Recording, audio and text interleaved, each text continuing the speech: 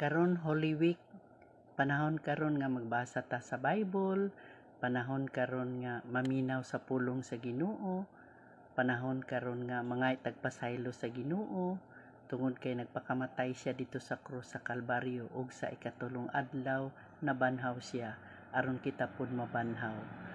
Mamatay man ta pero mabanhaw ta tungod kay aduna tay kapasayloan sa atong mga sala, tungod kay naay nagpakamatay sa atoa. Pero wala pa si dunggi kana sa mga tawo karon. Naghimo sila ilahang kaugalingon nga celebration pod. Nag-ingon bitaw diri sa Bible sa John 8:47, ang iya sa Dios mamati sa mga pulong sa Dios, apan kay dili man kamo iya sa Dios, dili kamo mamati. So mao na ingon sa Bible, kung iya ka sa Dios, maminaw ka sa pulong sa Dios. Kung dili ka iya sa Dios, dili ka mamati sa pulong sa Dios. So mao ra to, salamat sa pagpaminaw. God bless.